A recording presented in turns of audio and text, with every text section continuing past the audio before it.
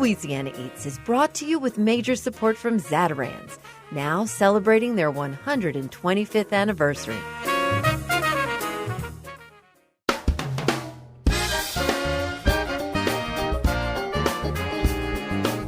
From WWNO New Orleans, this is Louisiana Eats. I'm Poppy Tooker.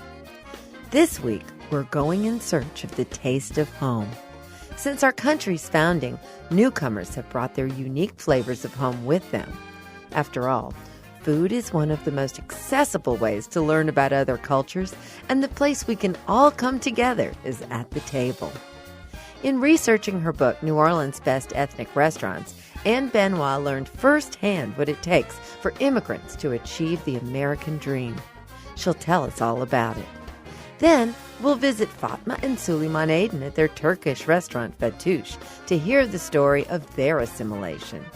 And author Kim Sunee explains how her life as an adopted Korean orphan inspired her to wander the world searching for her own personal taste of home, a story she chronicles in her new book, A Mouthful of Stars. Bring along your fork for a taste of the world on this week's Louisiana Eats.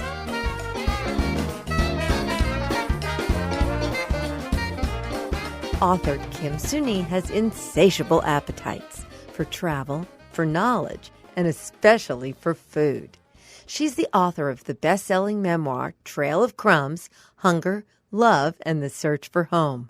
In her new book, A Mouthful of Stars, Kim continues her search for the flavors of home, and this time shares many favorite recipes discovered along the way. You know, I think food chose me in a way, rather than me choosing food.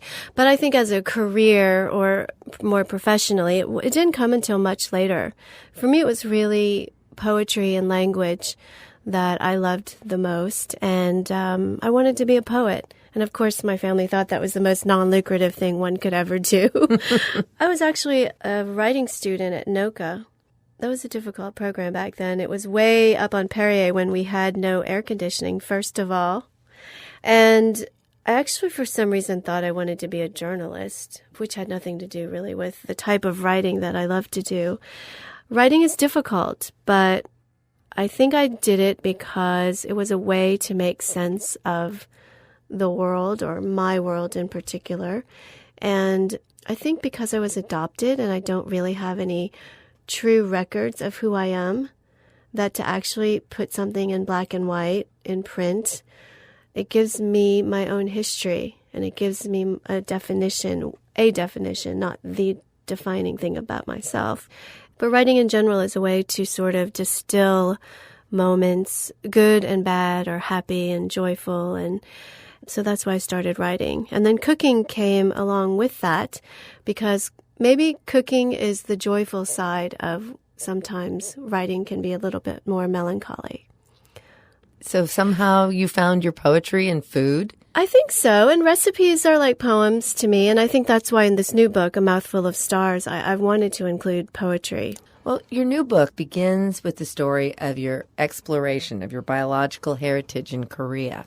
Yes. How did that journey of discovery begin?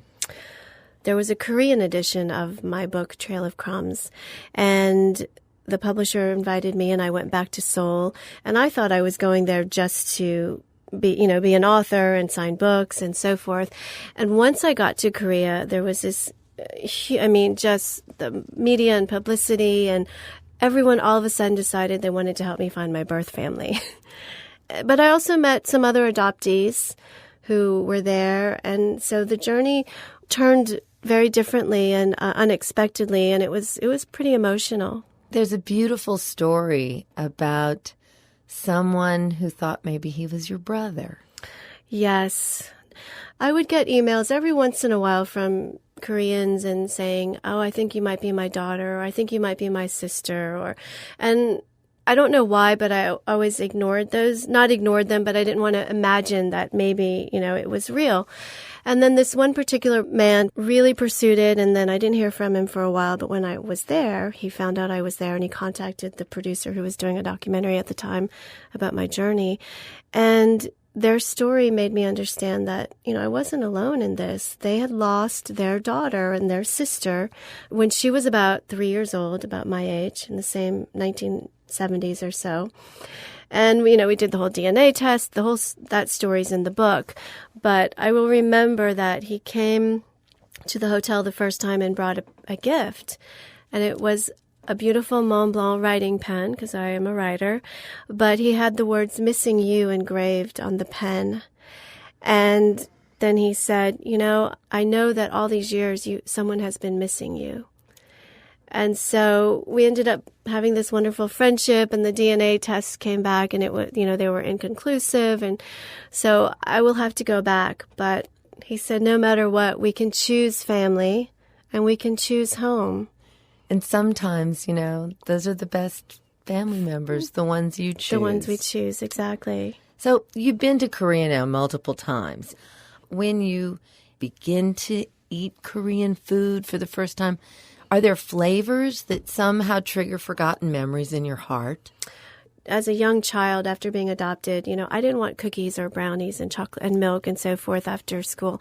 I wanted a bowl of steamed rice with a little pat of butter for several years. And then as I grew older and saw the other kids eating, American snacks, that's what I wanted. But so I think there's something about that came with me and that's inside of me. And then going back to Korea, no matter how difficult it was to feel Korean again or to feel accepted back into the country, I immediately would taste something. And I didn't have all these memories rushing back, but I really felt comfortable eating this food, and it made me feel welcome and grounded. Does this begin to inform your personal cooking?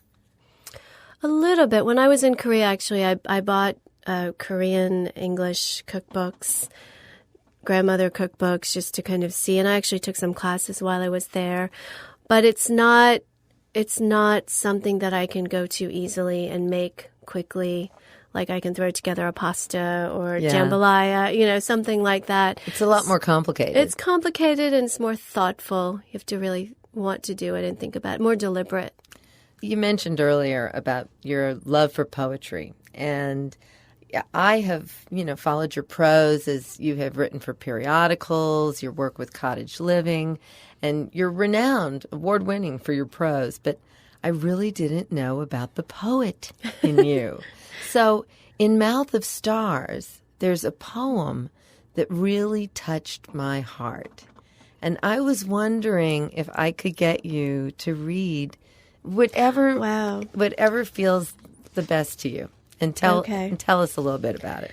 So this poem, you'll find the poem at the end of the Korea section. And I was with a poet, Lee Herrick, who's a poet from California. He was also adopted from Korea.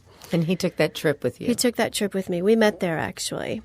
And so we went through this whole search for birth families and so forth. And I was thinking about, you're always so conscious of what you're eating and what you're giving to someone else. And then I thought about what our birth mothers might have eaten and so forth, and how that might have affected us. So I think that's what the poem is about. So it's in 4 sections. And the first one is called, If I Am What I Eat, Then I Am the Raw Jellied Crab, Oozing on the tongue as we sit in a small hot room in Insadong, where you, a man I have known my whole life, have come to take pause in this search of a birth mother. This is all we have, this crab, only this time of year, in this part of the world. Years ago, they warned eating it this way could cause temporary memory loss. But that smile on your face as you slurp the sea from one of the legs, and the heat of you, broad golden moon, eyes dark like hot stones. No one will ever know if those are tears or small birds in flight. Like the moments of our childhood, no one recorded, as if remembering would be too much. This temporary moment of forgetting is all we have, and somehow worth it all. 2. If you are what you eat, then you are the salted tomatoes and capers from climbing twisted vines in a town dusted with departure, and feverish kisses to the cheek the neck, the underside of the palm, as a small boat awaits you. Let us share one last bowl of pasta, you suggest, with anchovy, hot pepper, a swipe of thick country bread drenched in bittersweet golden oil. If I am what you eat, I am the mother lode, the 200-year-old Istrian yeast for a biga, so sweet and swollen. A handful of golden raisins, saffron threads from a song I used to know by heart, a song I sing because I am what you are. If you are what I eat, then you will be a hot puffed donut filled with vanilla-flecked cream. I will be the moon rising and dusting the orchards with light and air, water and wind. Because if you are what I eat, then I will no longer eat fear, the way I used to, when I thought danger could slip into a bowl of noodles, like an unseen poison, like the hatred in countries, in the blackened hearts of people who know nothing of themselves. Because you are what I am, then I will be love and the memories of your childhood, and this is worth everything. Oh, that is so beautiful, and I love the dichotomy between the two sides of that, because one seems to be clearly about your eastern side, and the other addresses the western side of Kim Sunee. I just realized that when I was reading it. Well, I am so grateful that you stopped in New Orleans on your book tour. Yay! I'm so happy to be home. And that you decided to stop in and share Kim Sunee with my Louisiana Eats listening audience. So thank you, Kim. Thank you, Poppy. Kim Sunee, author of A Mouthful of Stars.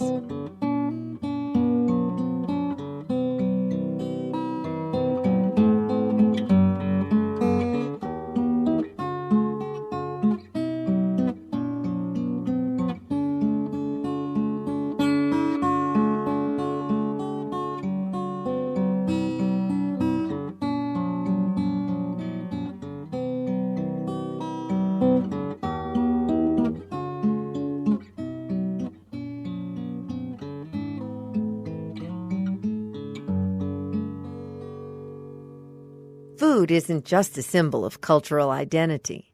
For the nonprofit organization Old Ways, honoring one's cultural food traditions also means eating healthier dishes than those usually found in American food. The mission of Old Ways is to help guide people to good health by having them take a closer look at their culinary heritage. Recently, the program was offered at New Orleans East Village des Jardins Senior Community Apartments. Dozens of residents eagerly attended every week, and after class, everybody sat down together to enjoy a healthy meal. Our sound engineer, Joe Schreiner, sent in this postcard. So, did anybody complete their homework? No. Did anybody try a new whole grain that they've never tried before? You can just raise your hand. I'll even turn around. I am Alicia Boutte, and I'm one of the Old Ways instructors here in New Orleans. And I'm Phyllis Boudreau, and I'm one of the Old Ways presenters also. Today we are at Village des Jardins here in New Orleans East. Well, this week we're going to totally switch it up. Okay. You're talking about tubers and mashes. Who knows what a tuber is? Sweet potato. Sweet potato? Is that the only kind of tuber? Old Ways was started in 1990 to kind of combat all the chronic diseases that are on the rise, like diabetes, heart disease, high blood pressure. So we are starting this movement of teaching people how to eat plant-based, healthy foods that are based on the African heritage in an effort to kind of inspire this lifestyle change. All right, good afternoon, everyone. My name is Alicia. I'm going to start off with a question. How many of us are kind of hesitant to try something new because we aren't sure how to prepare it? We've seen the taro, we've seen all these different tubers that we may have never had. Well, we're providing you with a chart of some preparation tips. We spoke with the manager, and we found out that they would welcome a program like this for the residents. So we started the program actually 5 weeks ago. It's a 6-week program. We've had participants who are not just named participants, they actually participate in everything we do here. They appreciate us being here and the fact that they can live healthier. Okay, dishes we're going to have today. Senegalese sweet potato peanut stew. Woo! Come on, y'all know y'all want to.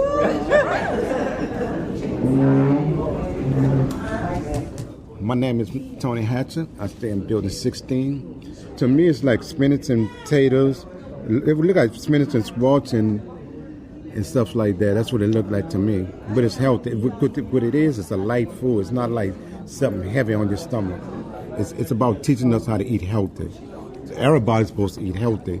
But like when you get at that certain age level, you got to really take care of yourself because, you know, when you get around into your 50s and 60s, you're dealing with high blood pressure, diabetic, you know, and stuff like that. And then you got to watch how to eat. Greens and corn is pretty good. It tastes good, man. It's kind of spicy. I can't eat nothing spicy. Young lady. Yeah. This tastes good. You cook that? No. Okay. That was Miss Phyllis that cooked. Okay. What is this? I enjoy it because it's something dealing with your health. You know, it's and the teachers and the ladies who comes there, and I appreciate them to the highest, you know, for their effort. And I thank them so much. Always got to eat healthy, you know. When you eat healthy, you feel healthy. Your mind is strong, you know, and that's what it's all about.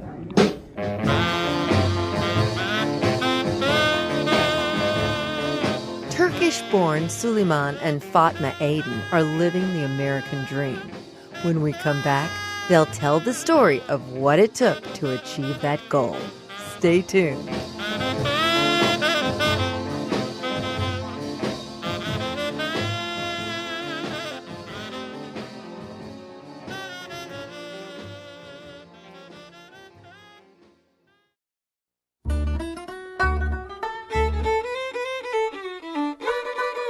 I'm Poppy Tooker, and you're listening to Louisiana Eats, edible content for Louisiana food lovers. Louisiana Eats is brought to you with major support from Popeye's Louisiana Kitchen and Zatarain's.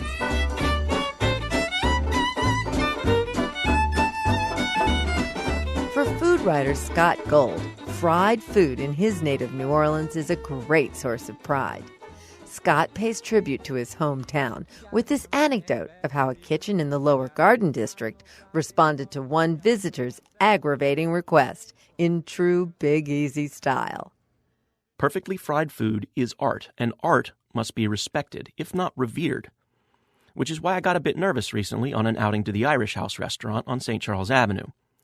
I was having a couple of pints with some old high school friends, happy to catch up on new times and reminisce about the old ones, when, of course, we started to get a little hungry. Without even looking at the menu, my friend John asked the bartender if they served Scotch eggs. I don't think so, she replied hesitantly, but I can ask the chef. Okay, said John. If he can do it, we'll take 6 of them. Now, if you didn't know, a Scotch egg is a treat in the United Kingdom traditionally served at picnics and similar festive events, and at pubs much like the Irish House. Quite simply, it is a hard or softly boiled egg packed into a loose sausage mixture, breaded, battered, and deep fried. Sure, we love our fried foods, our pork, and our eggs in this country. And this is all of them in one supercharged, crunchy, creamy, eggy, fist-sized package with enough fat and cholesterol to make your cardiologist wet himself. Naturally, it's just as good as it sounds. Part of me was excited when John asked the bartender about Scotch eggs. It's not a particularly commonplace dish in these parts, and on top of that, it requires a significant amount of skill and time to carry off properly, even if you happen to have all the ingredients on hand. Not to mention that it wasn't even on the menu, and 6 of them. Having spent my tour of duty in the service industry, I've seen trained professional chefs scream bloody murder and threaten to fillet patrons with a boning knife for asking less. It would be one thing if the chef was John's buddy, but my friend hadn't stepped a foot in the Irish House in his life. Nonetheless, he remained undaunted. 45 minutes later, the three of us were treated to 6 of the most beautiful, perfectly executed Scotch eggs I've ever tasted. Not only did he take our off-the-menu request and knock it into the cheap seats, he elegantly plated each dish with a dollop of Creole mustard and a simple green salad. Now, I would never in good conscience suggest that you demand off-the-menu items at any restaurant, especially ones in which you've never dined before. It's a bold move, one that in most circumstances will only win you a healthy amount of scorn from the servers and kitchen staff. Still, every now and again, these things just kind of work out for the best, and I'm willing to guess that they do so more here than in other places. That seems to be the way of things down here, doesn't it? That was food writer Scott Gold. His Food Porn Fridays column can be found each week at nolav.com. I said this is my city, my hometown. They ain't representing, so I gotta hold it down. Said this is my city, my hometown. They ain't representing, so I gotta hold it down now.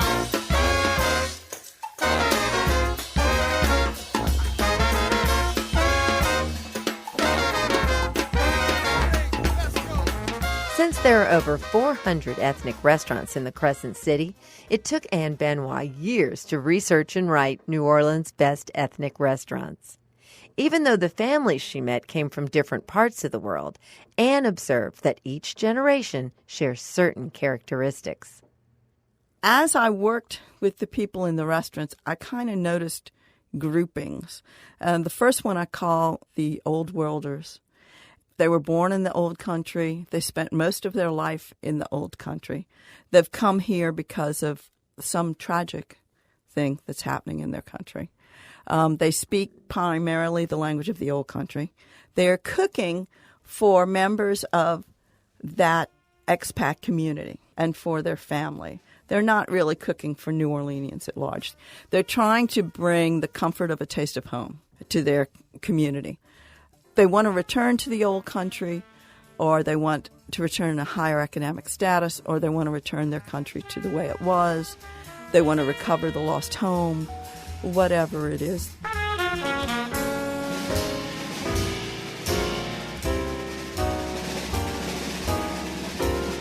The next group, slightly younger, and I call them the Brave New Worlders.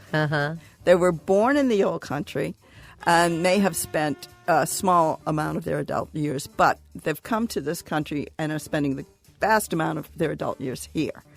They are actively trying to learn this culture. They are actively trying to learn this language. They're here because they want to be here. Their home is this world. They believe that they can accomplish anything, and because they believe that they can accomplish anything, they do.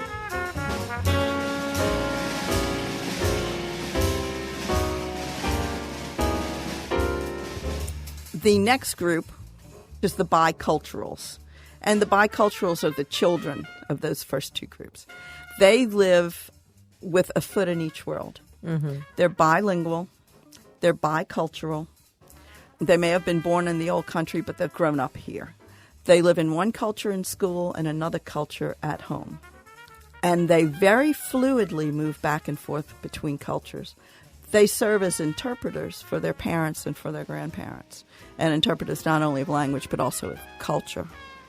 They have a tendency to be, unfortunately, in conflict with their parents because they're exposed to two sets of values, and they're always trying to move those two sets of values together. And they help their family to move forward in the restaurant business.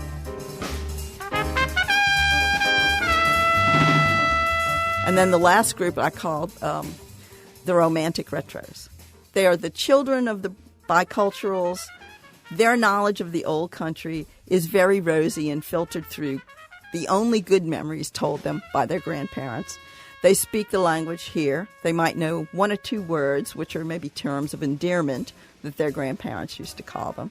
They're very interested in their culture, but this is their home and there's no question about it. They pick and choose from the old culture what they're going to keep and what they're not. So, example, they might collect the old world art or music, but when it comes to arranged marriages and chaperones on dates, maybe not. So those are like the groups that I saw as I would go into a restaurant. And it's amazing to watch how they all help each other in the restaurant business. And Benoit, author of New Orleans' Best Ethnic Restaurants.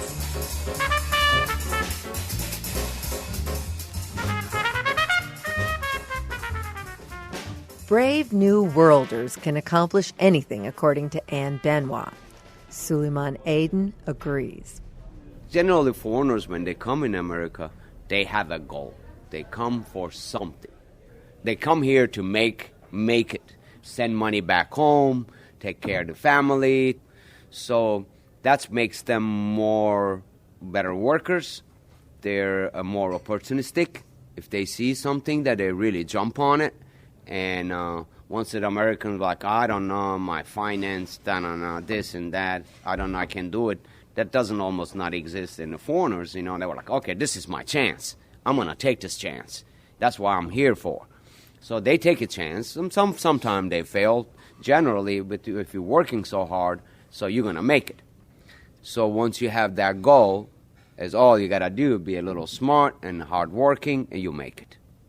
For example, if you're American and live in my country, you probably just like me, I'm here. You know, because you're in a foreign country, so you have to make it because that's their country. They know everything. For them is they have security, they have their parents, they have their grandparents. They feel secure, but you by yourself. So you have to be sure that you take care of yourself and who else with you. So I think it's being a foreigner in another country always make you better workers and more opportunistic. I mean, I had my first bicycle, my first car, my first own apartment, my first soccer shoes. Even it was all in America. Everything I own my own is happened in America. In 1984, Suleyman was a merchant marine in the Turkish fleet when he first landed in Louisiana. The vessel docked in New Orleans, where he was seduced by the city, so he grabbed his bags and jumped ship. His first job was as dishwasher, but Suleyman eventually became owner and manager of his own restaurant, Mona Lisa. Mona Lisa provided a good life for Suleyman's family, including his sister Fatma, who joined him here 2 years later. When you first arrive, it's an amazing culture shock. He came and picked me up from airport and then took me to this Jean Paul's French party at their home. I thought, I'm in hell. Like, this is a hell. I can't stay here. I cried and cried. It was horrible. People were drunk and partying hard, and it was. And me, I never had a drink in my life before. I never drank. I was 23 years old, never had a drink in my life. All of a sudden, I'm in this party. Everybody's wild, crazy, drinking, loud. I was just in one corner. I'm like, that's it. This is the hell. I have to find a way to get out of here. And then cried and cried and cried. I called my mom, like, I gotta go back. I can't stay here. So, and then Suleyman said, this is not the everyday thing. This is just a party. I'm like, what party? I don't know. When I started school, the teacher said, the best way to learn English, you have to get a job somewhere that only English-speaking people. Otherwise, you learn on the book, but you won't be able to speak. So I got a job at Crazy Corner nightclub on Bourbon Street. Loud, live music, and me don't know nothing about the alcohol, neither the name of the alcohols. What was your job there? Cocktail waitress. And then one day, this man, as a tip, he put his hand in his pocket and pulled out a handful of a green grass-looking something and put on my tip tray. And I looked at it. I was so mad at the man that I thought it was so rude that he gave me dry grass for tip. So there was a big jukebox. I went in there and I dumped my tray on the jukebox, cleaned my tray, and I'm just, working around. All the employees surround the jukebox doing some stuff. I'm like, what is going on? I go in there. They are splitting my dry grass things that I throw it in there. Oh, my God, what is this? You want some? I'm like, no. So a rude man gave me those. They're like, oh, and you don't want it? I'm like, no. What am I going to do with the dry grass? They're like, you smoke it? I'm like, no, I don't smoke.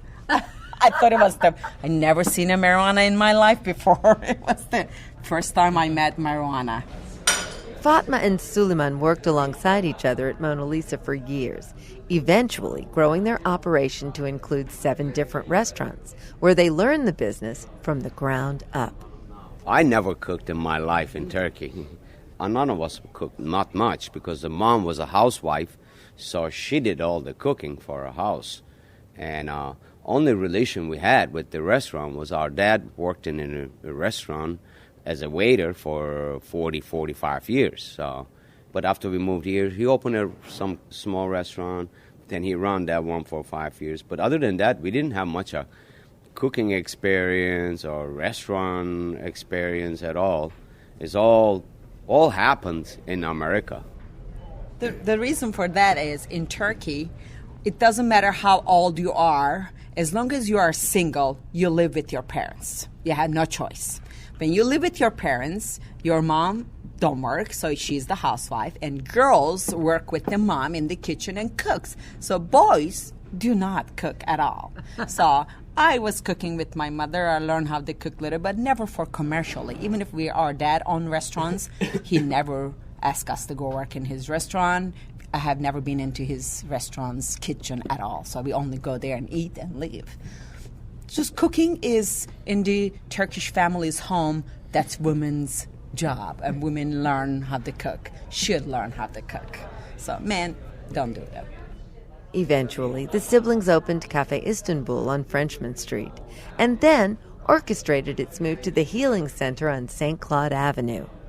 In the new facility, they opened Fatouche, a family-operated Middle Eastern restaurant. They believe their success could have only happened here in America. Well, I was merchant marine. She was working in the bank. I don't want to work in the bank or office and anything like that. That's not my type. I need to move. If I don't move, I'm bored. I can't make it without moving. I probably was still working in the merchant marine. She probably was already retired from the bank. I would be probably a miserable banker because my father put me into the bank. He chose what I need to do. He said the lady has to work in the bank. You are a girl, and girly thing to do is work in the bank. He got me the job. And then what you have to do is get married, have children, and then this is none of them that I wanted to do at all. So I probably will have 4 or 5 children and retire from bank, and then non-happy one housewife probably then after that. I didn't want to do those. I had to run out of there so quick. So now you're in the business of happiness here in New Orleans. So here I choose to do, and I live the life that I want to live. I choose the things that I want to do. Over there, I wouldn't be doing that. I had to do what my father wanted me to do, or what my family or relatives or where you live, they do watch what you do. You have to watch everybody, what they will think. So here... Freedom, America, freedom. Not really. You really find out what's the freedom in America. Your rights are protected. And as a citizen, you can defend yourself against government or against whatever. But in back home, you can't almost. You're not allowed to defend yourself. I can't imagine living in Turkey, I like to go back when I retire, but I will never work and anything like that. But I just can't imagine and be able to work in Turkey. I rise very fast, swear at everybody in the city hall, including mayors and I lose my tempers. If you do that in Turkey, you spend some time in jail. And definitely. But here, this is your right. They piss you off, you have a right to express yourself, We did well in New Orleans. Not bad at all. It's our home. That restaurant took care of every one of us. So it was good. No complaining. That was Suleyman and Fatma Aydin, siblings, owners and managers of Fatouche Restaurant and Coffee Bar.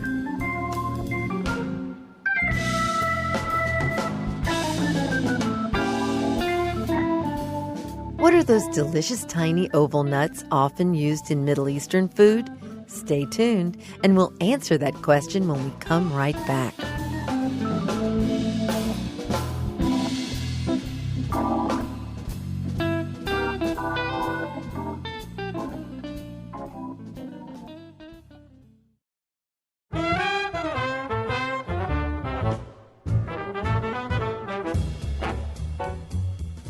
Poppy Tooker, and you're listening to Louisiana Eats, edible content for Louisiana food lovers. Louisiana Eats is made possible with major support from Rouse's Markets. Here's this week's culinary quiz question, brought to you with support from Popeye's Louisiana Culinary Institute. What are those delicious tiny oval nuts often used in Middle Eastern food? They're pine nuts. Edible pine tree seeds harvested from about 20 different species of pines found across the world. Unfortunately, our Louisiana pines are not among the varieties that produce an edible seed. It's the stone pine, which grows all across the Mediterranean and the Middle East, that are responsible for yielding the large quantities of nuts needed in everything from kibbeh to baklava. I'm Poppy Tooker, and you're listening to Louisiana Eats.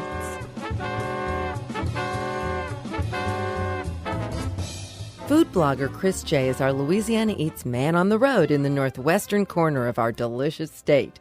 Chris, welcome back to Louisiana Eats. Thanks for having me back, Poppy. I'm so happy to be here again. Where are we going today? We're going to go to a place called Taqueria La Miwakana on Uri Drive in Shreveport, Louisiana. I know that's a mouthful, but this is a wonderful taqueria that has become really, really popular locally. What makes it so special? Well, the tacos are great, obviously, the tortas, but there's a dish there that I haven't had anywhere else that I have really fallen in love with called chilaquiles. It's sort of a casserole, but it's fried tortilla strips with green salsa, with caramelized onions, avocado, and with queso fresco, and it's just fantastic. It's sort of I take it it's a brunch food in central Mexico, and I have really, really fallen for it. I've had it several times in the last few weeks. I can't get enough. I gotta admit, I love sweet and spicy together. And their tacos al pastor are unlike any others I've had in the sense that on top of this really well-spiced pork meat, on top of the caramelized onions and the cilantro, they shred a huge mound of pineapple, like shredded cheese. I mean, it's just this mound of pineapple on top of your taco. And I love sweet and spicy together, so I go crazy for them. It's not everyone's taste, but I love them. Another thing that I go for, when you've got a spicy mouthful of anything, one thing that will cool it off is horchata. It's kind of a Mexican beverage that tastes like cinnamon and milk, and it's wonderful. Can you get a margarita? You can't get a margarita, but I will tell you one thing that's a lot of fun. It's attached to a little bodega. So let's say you've had a meal and you're with a friend. Definitely walk next door. Check out the piñatas, the cowboy boots, the hats, all sorts of sundries and various things from Mexico that are imported to sell to the locals who love it so much and depend on it for authentic Mexican food. Well, that sounds like a great time. So, Chris, let's head over to Uri Drive for some Mexican food and shopping. Let's do it. Okay. Thanks, Poppy. Thanks so much for joining us. Chris J., our roving reporter. Southbound again. Don't know if I'm gonna leaving home. Southbound again. Don't know if I'm gonna leave it home. Husband and wife writing team Paul and Angela Knippel believe that you can discover the whole world in a southern black iron skillet. Interviewing more than 40 first-generation immigrants who now call the South home, they're here to invite us along on an international culinary journey that never crosses north of the Mason-Dixon line. Paul and Angela, welcome. Thank you. Thank you, Poppy. So how did you all come to write this book? There's a wonderful Mexican restaurant in Germantown, which is a suburb of Memphis. And the owner, when the business first opened, before it got so crazy busy, if he didn't recognize a customer, he would ask, have you eaten with us before? And if they said no, they would not eat there until they heard his story. And he serves very traditional Mexico City-style street food, no Tex-Mex, no refried beans, no sour cream. And he also told them about why the quality of the food is so important and why they shop every single day for fresh produce. First time we went there, we heard the story. Eating there afterwards, we heard other people hear the story many times. One day, we just heard someone get asked that question, and we looked at each other and said, we should write a book about this. Now tell me, what are the countries represented in World in a Skillet, and which states did you cover? We covered everything that would be considered the South. We didn't make it to Texas or Florida because they're just so large and their cultures are so great. They're books in and of themselves. We did the coast, Louisiana, Mississippi, Alabama, Georgia, the Carolinas, Virginia, Tennessee, Kentucky, and Arkansas. I'm curious, which southern city did you find to be the most international? Atlanta. Atlanta was very hard to narrow down. Of course, one of the things we really had to do was make sure we weren't making a favorite of any particular city, that the book wasn't going to be overpopulated by any one city. And Atlanta was very hard to narrow down because there's this one strip called Buford Highway in Atlanta. And on that one highway, you find this huge international representation, and it's not like anywhere else that I've ever seen. Normally, immigrants cluster, and you'll have a Vietnamese area or a Chinese area or an African area. But on Buford Highway, you'll see an Ethiopian restaurant next to a Korean restaurant, next to a Chinese restaurant, next to a Mexican restaurant, next to a deli from the Middle East. And they're all right there together on this miles-long stretch of highway. And it's just amazing. It's a fun place to go. Well, I know several of your contributors can be found right here in New Orleans. Let's talk about them. Yes. New Orleans was our second biggest city that we had the problem with trying to narrow down. We talked to two gentlemen from Central and South America. One is Manny Ochoa Galvez, who owns Macarena Pupuseria, which is very close to Camellia Grill, right around the corner. Yeah. Wonderful place, wonderful man. He's just got such a tremendous personality. We also talked to Edgar Caro, who owns Baru Bistro on Magazine. And the key word for both of them was grandma, because Manny talked about his grandma, who is still living in El Salvador, and she still gathers ingredients, dries them, makes their spices, grinds them, and ships them here. And Edgar's grandmother lives here, but as he was learning to cook as a younger man, and even now in the restaurant, he says, if my grandmother doesn't complain, I know I've done it right. We wanted to talk to people that anyone else would want to sit down and have dinner with. And Father Vian, you could sit down and talk to him all day and never get bored. True. He was the pastor at Mary Queen of Vietnam, and he's still here working in the Archdiocese. Yes. He just has such amazing goals for his community and what he wants to see happen here. And just hearing his story about how the community pulled back together after Katrina and what they did to work together and make it just a wonderful community was just amazing for us. How is the South's immigrant culinary culture expanding the definition of Southern food?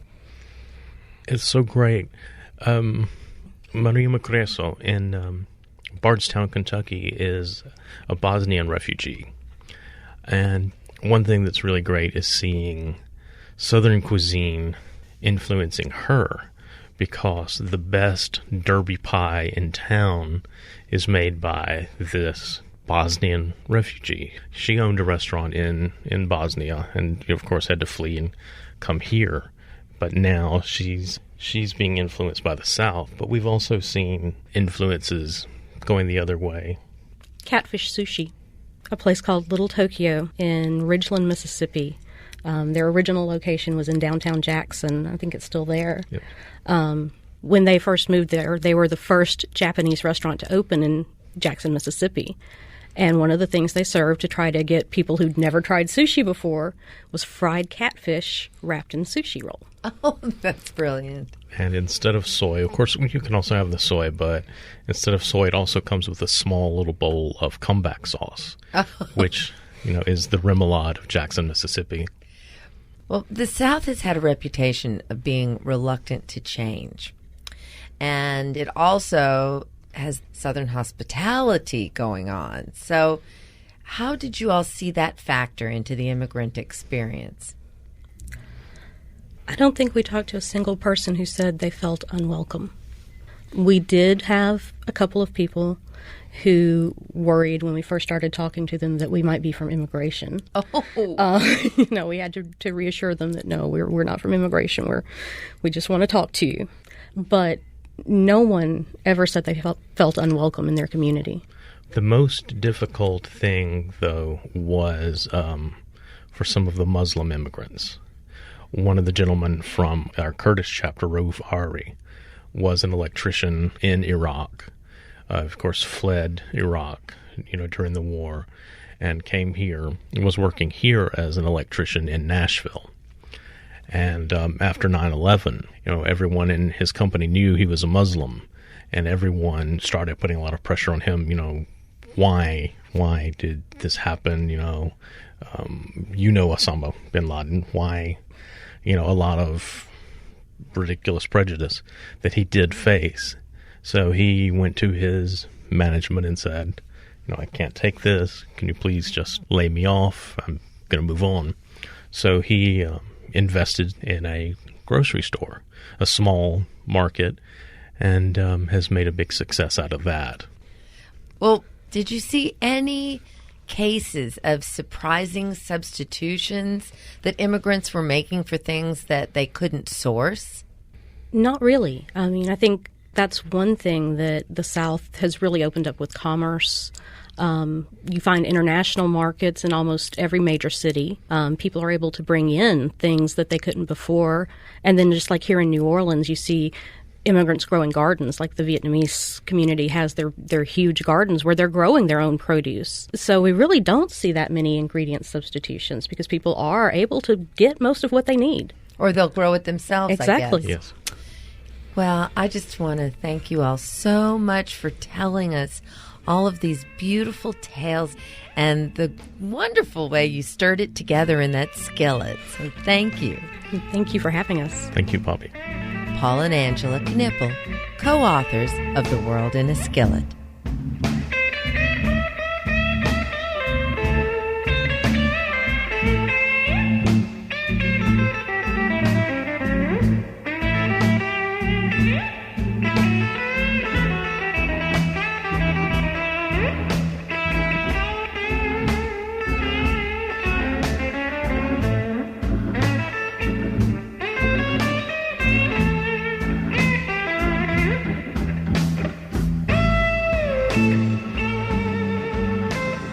That's it for this week's edition of Louisiana Eats, edible content for Louisiana food lovers. Next week, we'll get into the holiday spirit with jeweler and philanthropist Nignan Faget. I thought, I'm going to make a necklace because they were little pearls that are called rice pearls. Don't tell me why I did red beans and rice, but I did it as a whimsical thing. I like whimsy. Life is too short not to have a little fun. Subscribe to our podcast, hear today's show, or catch up on previous editions anytime online at itsneworleans.com. Louisiana Eats is made possible with major support from Popeye's Louisiana Kitchen, Rouse's Markets, and Zatarain's. Additional support for Louisiana Eats is provided by Dickie Brennan and Company and Linda Green, the Yakima Ladies Soul Food Catering. Our media sponsor is Louisiana Life Magazine, the magazine of a great state. Original theme music by Johnny Sketch and the Dirty Notes. Thanks to executive producer Thomas Walsh and sound engineer Joe Schreiner. I'm Poppy Tooker. We'll see you next time. Louisiana Eats is a production of WWNO and the University of New Orleans.